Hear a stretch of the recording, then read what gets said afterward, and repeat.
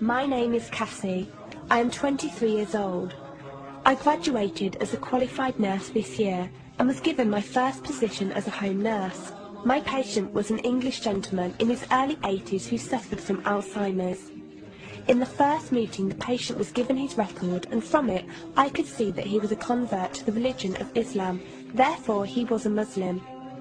I knew from this that I would need to take into account some modes of treatment that may go against his faith, and therefore try to adapt my care to meet his needs. I bought in some halal meat to cook for him, and ensured that there was no pork or alcohol in the premises, as I did some research which showed me that these were forbidden in Islam. My patient was in a very advanced stage of his condition, so many of my colleagues could not understand why I was going through so much effort for him. But I understood that a person who commits to a faith deserves that commitment to be respected, even if they are not in a position to understand. Anyway, after a few weeks with my patient, I began to notice some patterns of movement. At first, I thought it was some copied motions he'd seen someone doing, but I saw him repeat the movement at particular times, morning, afternoon, evening. The movements were to raise his hands, bow, and then put his head to the ground.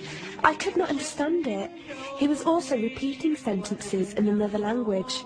I couldn't figure out what language it was, as his speech was slurred, but I know the same verses were repeated daily. Also, there was something strange. He didn't allow me to feed him with my left hand. Somehow I knew this linked to his religion, but didn't know how. One of my colleagues told me about Talk as a place for debates and discussions. As I did not know any Muslims except for my patient, I thought it would be good to speak to someone live and ask questions. I went on the Islam section and entered the room True Message. Here I asked questions regarding the repeated movements and was told that these were the actions of prayer. I did not really believe it until someone posted a link on the Islamic prayer on YouTube. I was shocked. A man who has lost all memory of his children, of his occupation, and could barely eat and drink, was able to remember not only actions of prayer, but verses that were in another language. This was nothing short of incredible, and I knew that this man was devout in his faith, which made me want to learn more in order to care for him the best I could. I came into the Talk room as often as I could, and was given a link to read the translation of the Quran and listen to it. The chapter of the bee gave me chills, and I repeated it several times a day. I saved a recording of the Quran on my iPod and gave it to my patient to listen to. He was smiling and crying, and in reading the translation I could see why. I applied what I gained from Talk to care for my patient, but gradually found myself coming to the room to find answers for myself.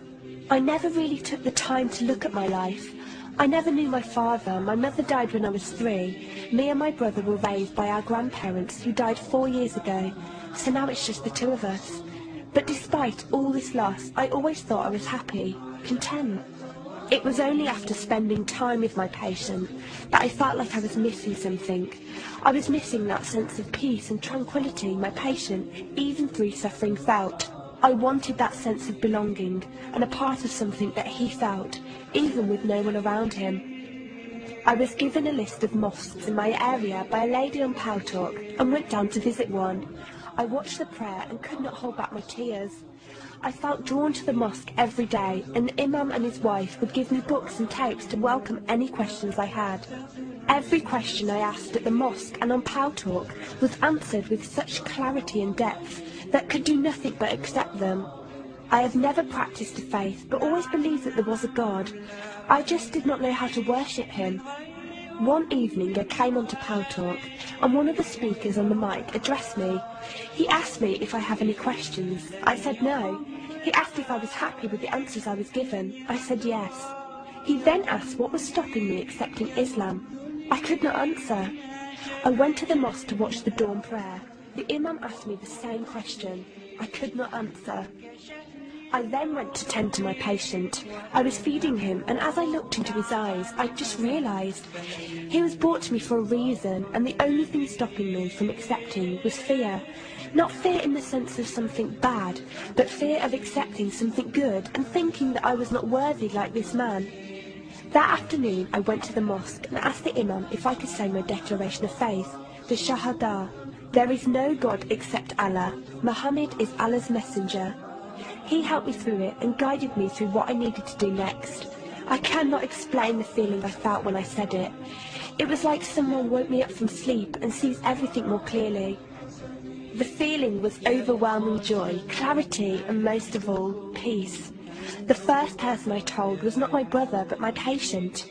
I went to him, and before I even opened my mouth, he cried and smiled at me. I broke down in front of him. I owed him so much. I came home and logged onto Paltalk and repeated the Shahada for the room. They all helped me so much, and even though I had never seen a single one of them, they felt closer to me than my own brother. I did eventually call my brother to tell him, and although he wasn't happy, he supported me and said he would be there. I couldn't ask for any more. After my first week as a Muslim, my patient passed away in his sleep while I was caring for him. Inna lillahi wa inna ilayhi raji'un. He died a peaceful death, and I was the only person with him.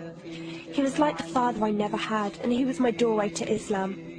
From the day of my Shahada to this very day, and for every day for as long as I live, I will pray that Allah shows mercy on him and grant him every good deed I perform in the tenfold.